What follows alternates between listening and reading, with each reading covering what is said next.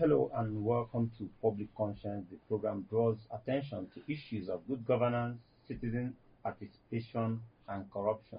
The program is brought by the Progressive Impact Organization for Community Development, PRIMORG, in partnership with the MacArthur Foundation.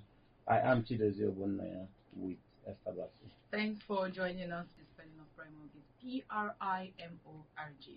On Public Conscience, we seek to increase the level of accountability in governance and promote citizens' active participation and involvement to hold leaders accountable. We raise issues of national importance to increase your consciousness as a citizen. Well, in today's program, the focus is on the challenge that accompanies the conduct of elections in Nigeria. We will be building the conversation around a recent report that robustly analyzes election petition litigation from the 2023 general elections. Now, if you are out there and you think the next general election is still far away, you need to rethink, because politicians are already up and running with their planning, scheming, alignment, and realignment. However, 2 years after the 2023 general election and following the end of the period of petitions, a new report called From Ballot to the Courts has emerged, detailing all cases that ended up at the tribunals, the Court of Appeal, and the Supreme Court. The report was done by the Policy and Legal Advocacy Center, PLAC, and also provided analysis of the decisions reached and how they were arrived at. A team from PLAC will give us a breakdown of this report shortly. And although Nigeria has maintained periodic elections since 1999, the quality of these elections is often questioned and marred by several irregularities, including vote buying, falsification of results, overvoting, among others. The bottom line is that the Nigerian elections often fall short of globally accepted standards. And that's sad. But you know that, Esther, elections make a fundamental contribution to democratic governance anywhere in the world. But as Nigerians continue to yearn for credible elections, the big question is, how do we get past our present condition as a country? Where are we on electoral reforms that are supposed to strengthen existing electoral laws? How optimistic are you about electoral reform, and do you see it happening before the 2027 general elections? What aspect of our elections do you want to see changed? As a citizen, how ready are you to contribute to your quota? How prepared are Nigerians to resist vote trading and other acts that tend to undermine credibility of our election? And for you out there, be ready to join us through phone and text messages during this conversation. The WhatsApp phone line to send your message is 0902-265-6167. That is 0902-265-6167. Please indicate your name and your location when sending your message. Please begin to send your messages as soon as possible to 09022656167. That is 09022656167. We will give out the phone number, the numbers to call shortly. But if you just joined us, the focus is on credible conduct of elections in Nigeria and a review of a report called From Ballot to the Courts by the Policy and Legal Advocacy Center, PLAC, which offers a broad analysis of election petition litigation from Nigeria's 2023 general elections. Joining us to expand the discourse is a team from the Policy and Legal Advocacy Center, PLAC, Agiampe Onyema. He is the Program Manager, Elections and Civics. Thank you, Dozie and Esther. Thank you for being here. Agiampe Onyema is joined by Nkiru Ozode, Program Manager on Gender and Policy. I hope I got that. Legislative issues and gender. Okay. Actually. Legislative issues and gender. Yes. Right. Thank you so much for having me. Happy to be here. All right, we are expecting our third guest, who should be here in a jiffy, to join us, Comrade Gerald Okachi. who is a public affairs analyst and a human rights activist. Well, let's get it started. Thank you once again, ladies, for being here. Let's start with you, Nkiru Zade, because they say you are the architect of this report. Okay, give us a background of your report and what electoral problems this report is meant to solve. Okay, so I'll just start by saying that Clark is the architect of this report, even though I was a project manager or program manager in charge, and took the lead in the writing of the report. So in terms of the background to the report and what the report is about, the report basically analyzes the outcomes of post-election litigation from the 2023 general elections only, and post-election litigations only. So what we did was to read almost all the judgments. So in 2023, following the general elections, 1,209 petitions were filed at the tribunals, and I think about 840 appeals were filed at the Court of Appeals. So what we did was to actually obtain as much court records as we could. We got up to 1,700 court records, and we analyzed 1,503 election tribunal cases or judgments and election appeals. So the report basically does a deep dive into these judgments. It analyzes the cases, and also assesses the interpretation of the provisions of the Constitution and the Electoral Act by the tribunals and the court. And the whole idea or the objective was basically to create a compendium or a database of post-election litigation. This is not the first time we're doing this. We did it in 2015. So this is the second time, and we kind of scaled it up because we did a more comprehensive analysis. We also tried to understand the reason why the courts rule a certain way and understand the trends. So the whole idea is to kind of share this information with the public. We all recall that after 2023, All Eyes on the Judiciary was trending the hashtag. Sometimes. Yes, yes. And in Nigeria, I don't think citizens had ever taken such keen interest in the judiciary like we saw in 2023. A lot of people were like really, really interested in seeing what the courts, how they will rule on these cases. So for citizens, or anyone who is curious about really understanding why election petitions go the way they do, I think this book is for you. We have a very detailed version, which we think is very useful for lawyers, for researchers, but we also did an abridged version, for people who may not have the time to go into, the more detailed report, because there's a lot of legal issues and bit of jargon and language. Yes, but we have an abridged version. But I really encourage everyone to read it because it is actually, the findings are very, very interesting. And talking about the findings, I think Agampe can comment there, and you can comment anytime you want. Let's look at the findings, because some of the findings doesn't sit well with, let me say, when you look at the turnover of cases, how many cases were taken to court, and how many, some positives came out from all that were thrown out outrightly, as if they didn't do their due diligence before handling the cases. But let's get the nitty-gritty of some of your findings. You just mentioned a few. Okay, thank you very much, Dozie. I think I will agree with Nkiru. This is a very interesting read, and you've mentioned it. People will be curious to know what the findings are. So for many of the cases, there were a lot of jurisdiction issues. So for instance, the court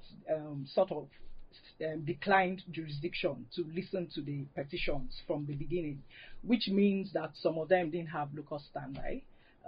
They were not supposed to be at that stage. A lot of them were pre-election cases being filed after the elections. So for the audience that is not lawyers, you know, they're not lawyers. We have not to use all of friendly them. language. So the jurisdiction is that they don't have. Is beyond them. Yes, it's not within their capacity to exactly to hear that case. So when you go further into it, you see that some of them were pre-election cases arising from nomination, sponsorship of candidates by parties and things like that. So in the first place, if you're questioning the candidature of the person who contested the election, that should have been done prior to the election, not after the election had taken place. So that's one. There was also the inability of petitioners to prove their cases for different reasons. Some of them, the Electoral Act was actually just too rigid on some of the issues. And, we had spoken about this before now. One of them was the fact that you have to front load all your documents. And again, front loading means that you have to, all the filings that you needed to do were supposed to be done within 21 days. So timeline was an issue. Secondly, they needed oaths from witnesses, which means that all witnesses that you were putting forward should have given their statements with this front loading. And during the course of the election, you find out, of the tribunals, you find out that some witnesses have to be compelled to come to court. And most times these are official witnesses, INEC, police. So if you're actually compelling a witness to come to court, that means you will not have the statement at the beginning of the so things like that. They are struck out. So it will create disparity when you are trying to make your case, prove your point. Yes, not disparity, just not meeting up with the requirements of the Electoral Act to say that you need to put your statements with the witnesses in the beginning. So that was one of the issues. Again, prayers. You're asking for relief, and you're saying that an election was fraudulent. You were robbed of an election, and then you're asking to be declared the winner. In such a case, it should be totally that election should either be a rerun or nullification. Not saying that you should be declared when you're saying that it was fraudulent. And there was another interesting issue of burden of proof, which also shows that if you're saying that an election was fraudulent, then it now becomes a criminal issue.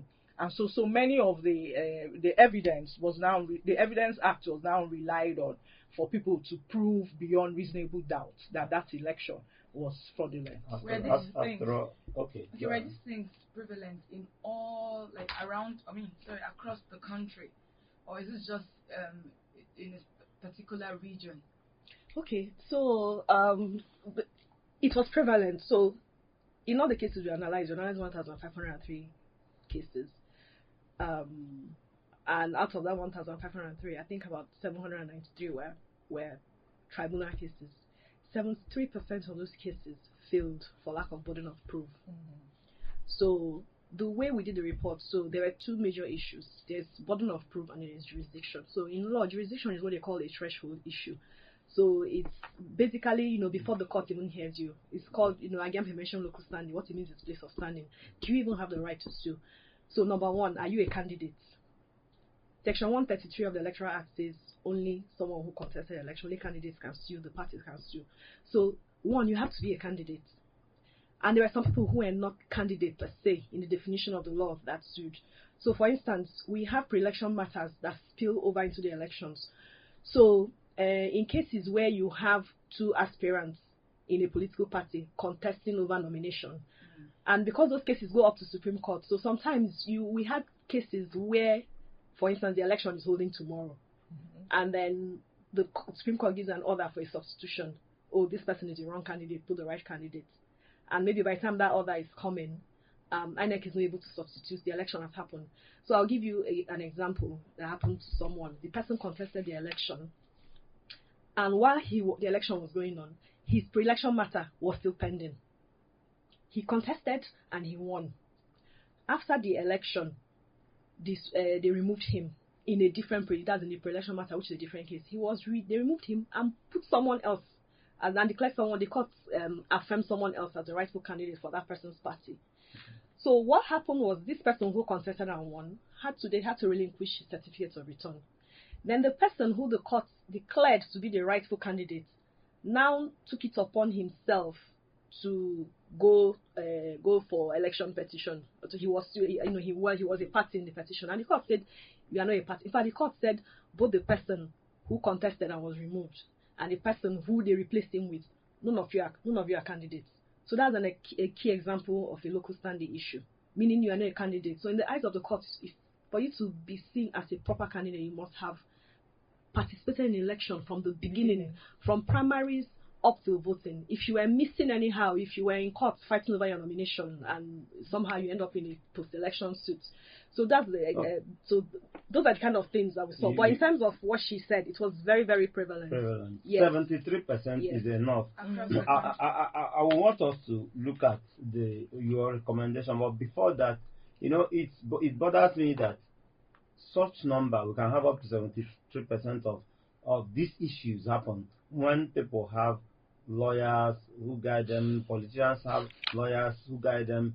You'll be asking yourself what went wrong, why did they get the brief very well, or were they, is it a targeted attempt to just go to court and come back? So what are we having here? Are we having a situation that people who work in the institution, in our justice system, don't have that, are not equipped with that knowledge to advise politicians? Very right. I think it's a mixed bag, really. Yeah, it's a combination of factors. So yes, one, you have lawyers who, everyone, you have your right to go to court. So you have lawyers who feel they are just protecting the interests of their clients. That's one, but that's not the main reason. And for me, I think the main reason is that the law on election petition is actually very, very strict. It is actually not set up to favor a petitioner. And most of the cases actually fail. In fact, when you add the numbers from the appeal, up to 90% of election matters actually fail. So what that tells you is that a lot of people, at the end of the day, really win. A lot of people that we see, our politicians, actually really win at the polling unit. They win. They don't win in courts. So, going back to your question, it's a combination of factors. The law is very strict. Agyampe talked about the front loading. You have 21 days. Petitioners have 21 days to file their petition. You have to put in every single evidence you have within that 21 days. You cannot bring it on day 22.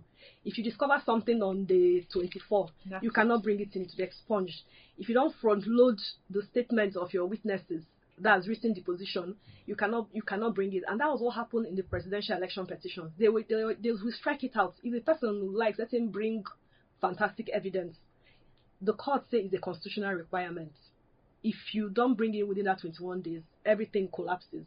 So it's not as if the courts are trained, just saying, oh, they are training away matters. What happens is that they hear all those things, but at the end of the day, they say, okay, this didn't come in within this timeline, so it's not going to be a factor in our decision making.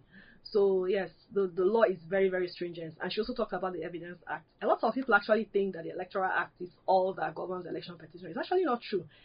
Electoral Acts just, there are some processes outlined, but when it comes to evidence, which is what helps people win their case, the Evidence Act takes control. It takes precedence over the Evidence Act. So, like she mentioned, if you are alleging criminal acts, you must name the person. You cannot come and say, I saw 5 agents of so and so party carrying away ballot boxes. You must name those 5 people. You have to bring eyewitnesses.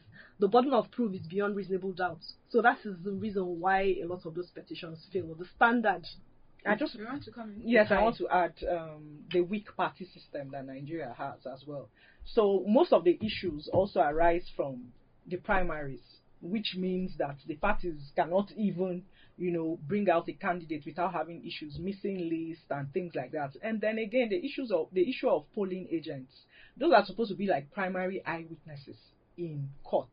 And a lot of parties do not field polling agents. They just go and rely on what people saw. Sometimes they even come back to observers to say, oh, your report. And those reports are not admissible in court. At most, they are just advices to the election management body. The basic knowledge of he who asserts must prove. Yes.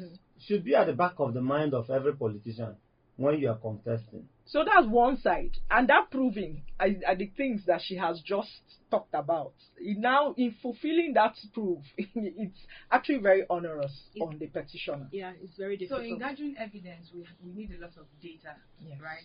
So in any of the cases you witnessed, were there places where data was a major challenge for the person? Definitely, and in fact, that's one of the things we should have actually mentioned. The Electoral Commission is responsible for producing election documents, and that is one major challenge that a lot of petitioners had, because they'll serve this notice to produce to INEC to bring documents, and they will not bring the documents.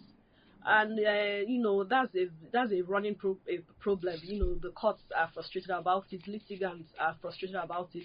If you don't have documents to prove your case, then what are you going to court to do? So that's a very, very huge problem that petitioners have to contend with.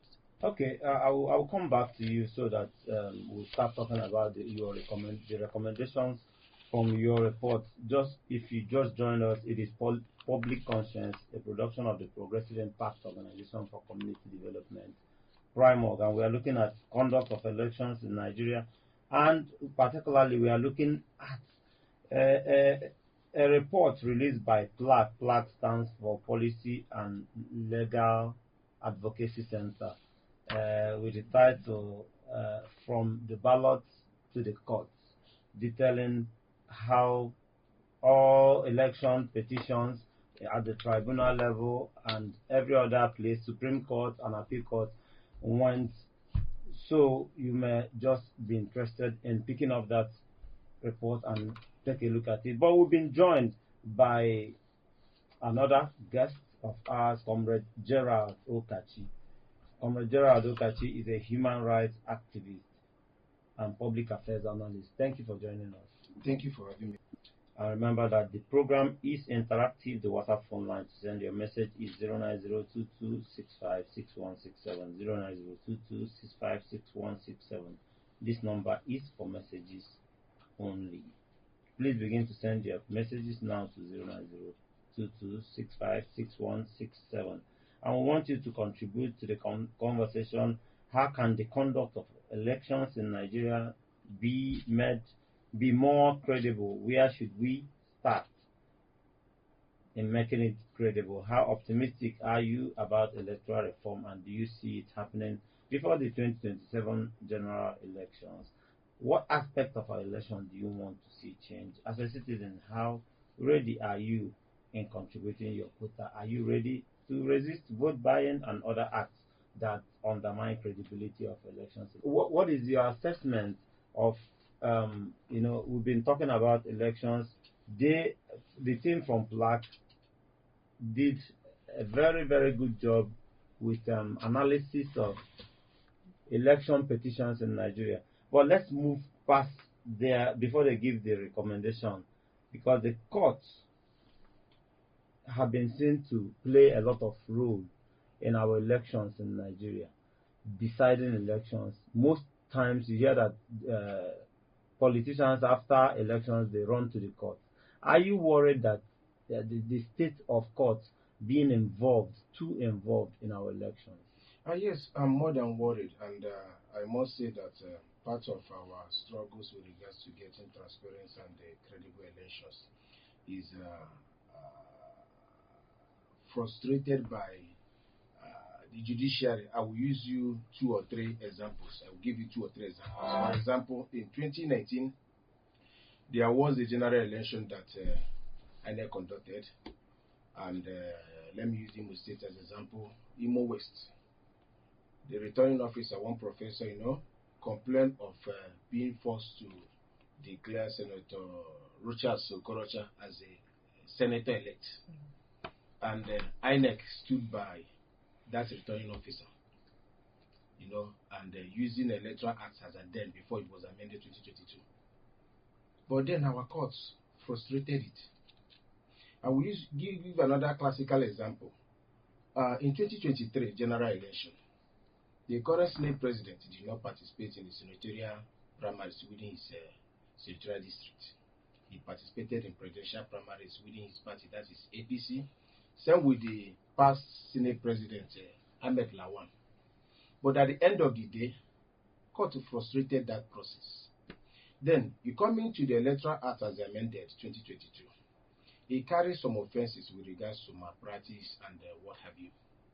And in that Electoral Act as amended, it makes it a criminal offense that certain things you do with regards to malpractice in the election. One of those things is that you cast ballot paper, you don't need to make it public thing.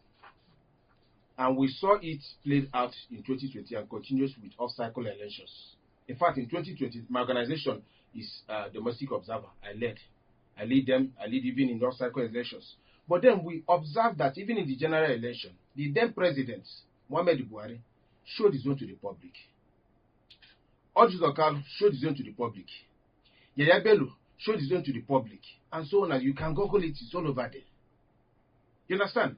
And people will expect to penalize it so that you serve as deterrent. It's the same court. It's the same court. You recall when a governor-elect of Kogi State died before Yaya Bello took over. There were a report from INEC claiming that Yaya Bello has 2 PVC, which is a criminal offense. But up to date, nothing has been said about it. So one thing there is to have a law.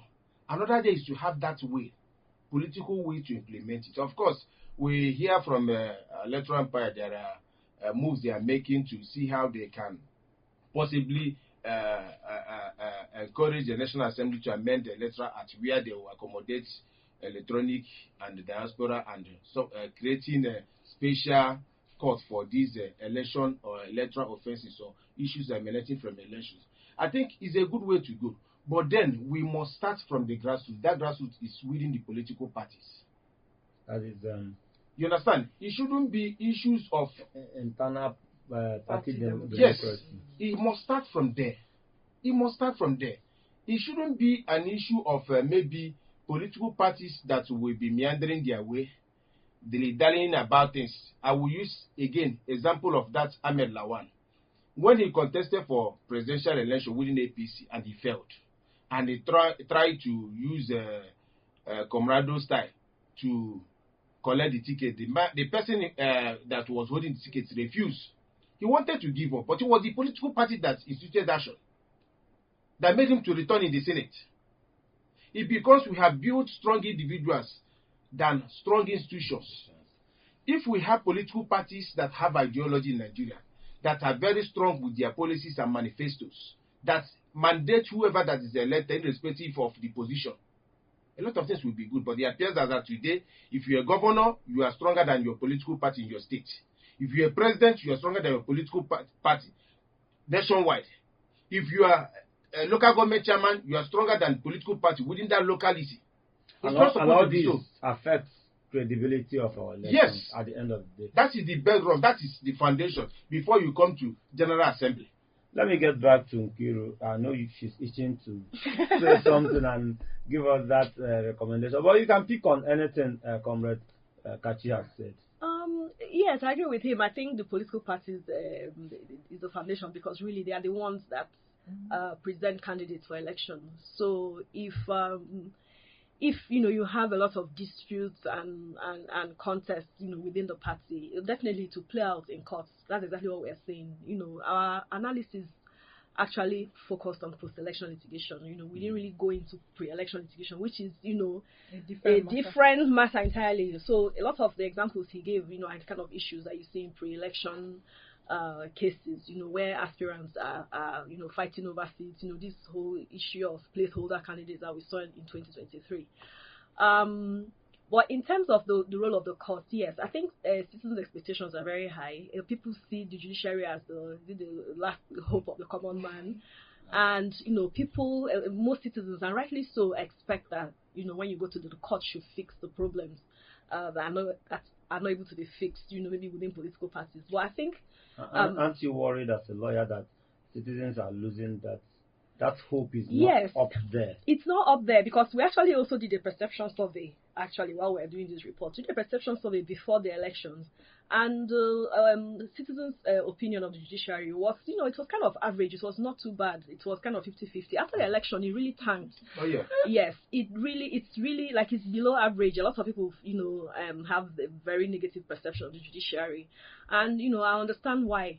But at the same time, I feel that, all the stakeholders involved have a responsibility I don't see this as, okay, it's judiciary's fault, it's just INEC fault alone, it's politicians. It's everybody has a role to play in this. Because first of all, if INEC was conducting elections that citizens saw as credible, then winners and losers are more likely to accept.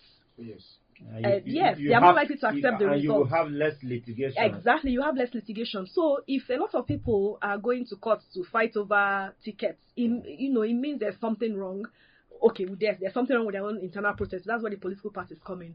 Then with respect to the conduct of the election, that goes to the election management body. If people have this perception that conducting elections are flawed, that is really, really problematic. You won't have this high space of litigation.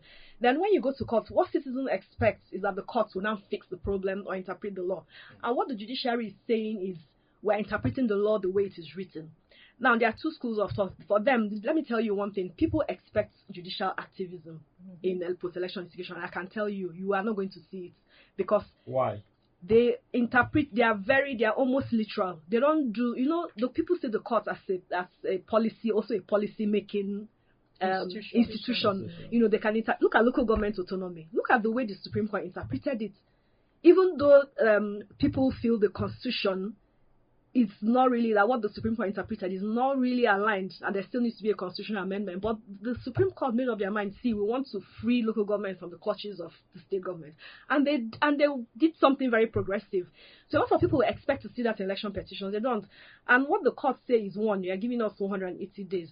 We don't have enough time, so we are rushing. So what they do is that when you give people a limited time, technical justice, the probability of technical justice increases.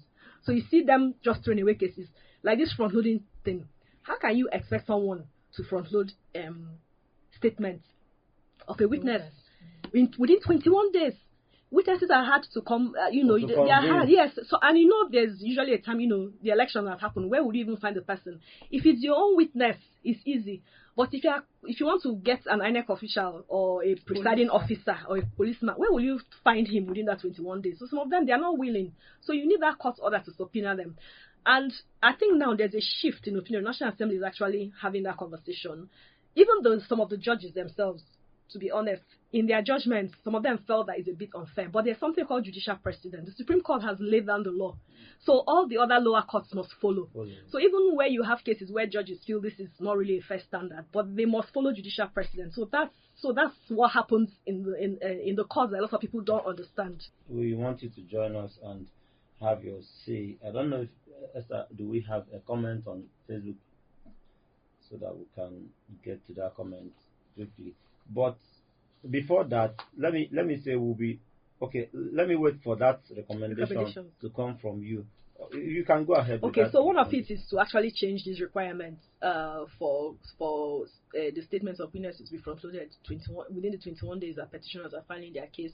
Then there's this issue of substantial non-compliance. That is honestly, it is a very big issue. So if you are saying that the election was not conducted in compliance with the Electoral Act, it's not enough for you to just bring evidence showing, there was non-compliance with the Electoral Act. You have to show that it was substantial. So if you are, for instance, contesting an election, you are contesting results in, maybe there are 100 polling units in a state, for instance, and are contesting the results in 5 polling units. Even if you prove that there were irregularities in those 5 polling units, the court is going to say it was not substantial. So there's this doctrine of substantiality. So anything that you are proving, yes, you can prove that something wrong went on. But when they look at the totality of the case, they'll say, okay, this is not enough. Is there Section 135 of the Electoral Act? They'll say, okay, it's not enough to overturn the election. That's something that needs to be reviewed. Then this whole idea of criminal burden of proof in election petitions, personally, I think it is ill-suited for election petitions because we are not the state. By criminal burden of proof, what do you mean? If you are alleging fraud or irregularities in an election petition, the standard of proof is beyond reasonable doubt. That is the standard of proof in criminal trials. You are not the state. You are not prosecuting a criminal case. You want a petitioner to come and prove beyond reasonable doubt that they slapped somebody in a polling unit, that they did multiple thumb printing, that there were erasures. Yes. So those things are criminal. Once your allegations start to border on the criminal, you have to the standard goes up. beyond. But if it's just normal, maybe if you're talking about collation errors, is they call it balance of probabilities, the standard is lower. That's something I think that needs to be discussed. It would probably be difficult to change, but that's one of the reasons why people lose.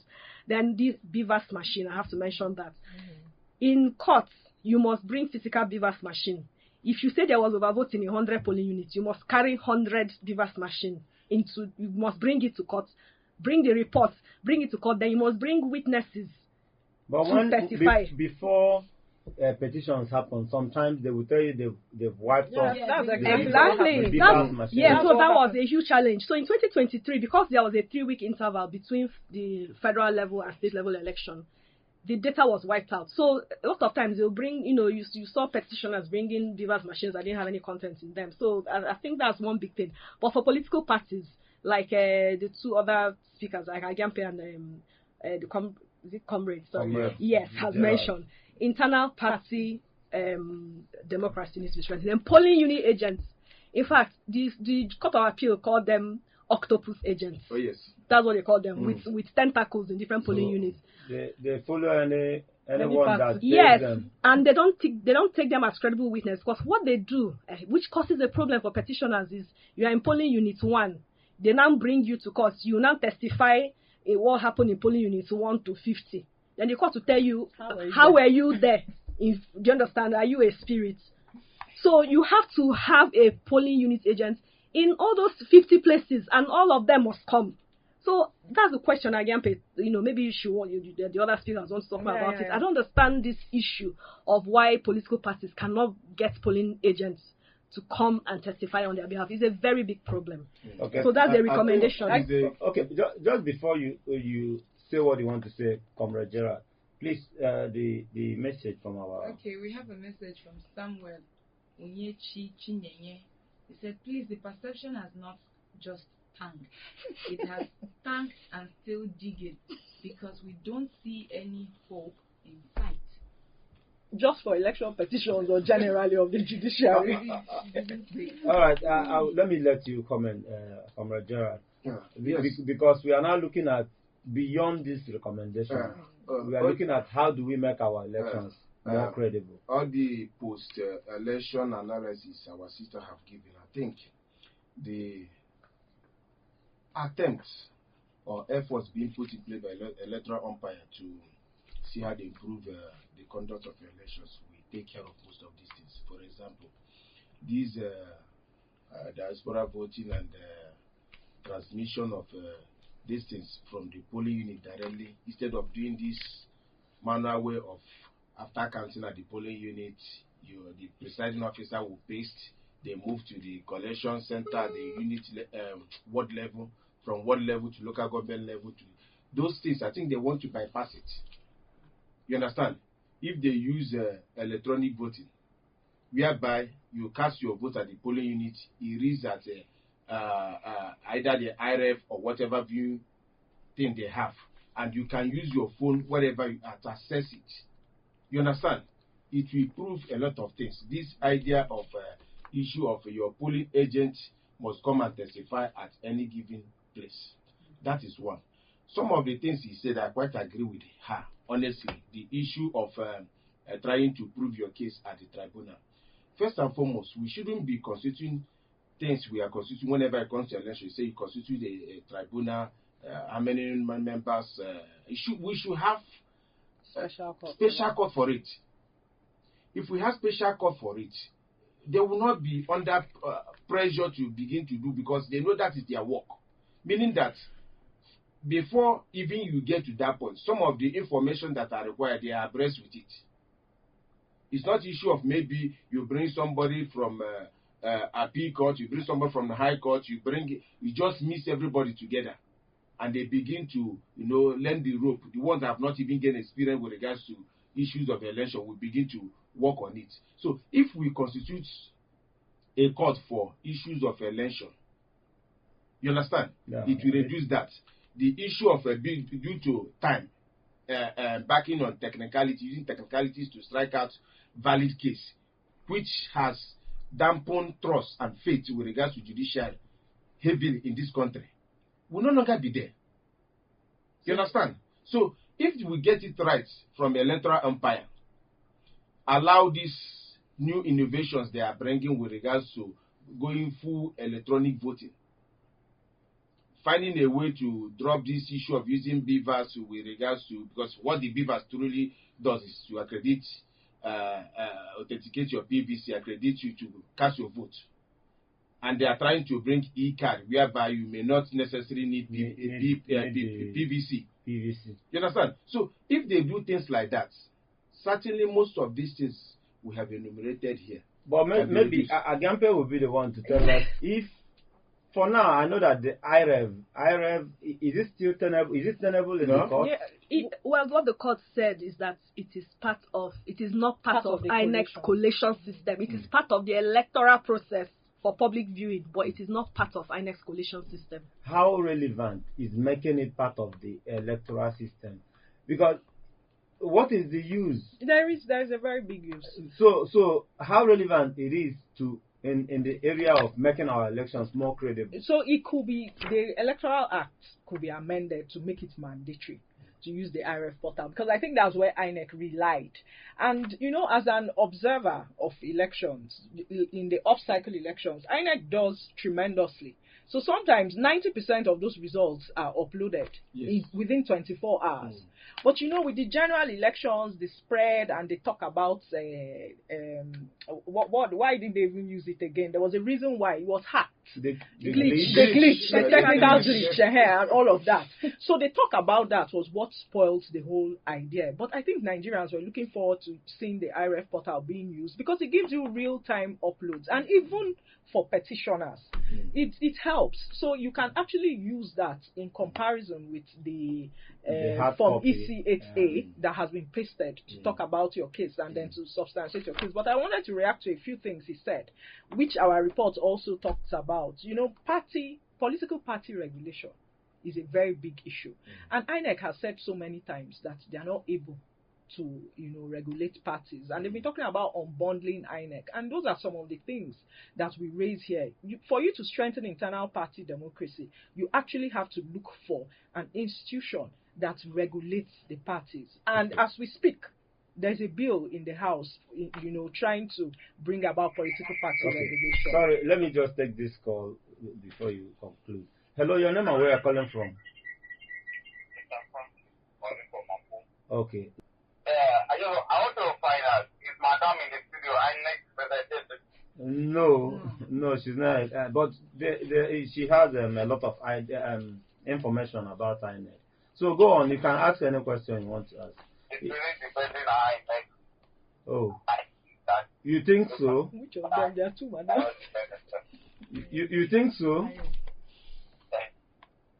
So anyway, let me also. Okay, thank you for joining us.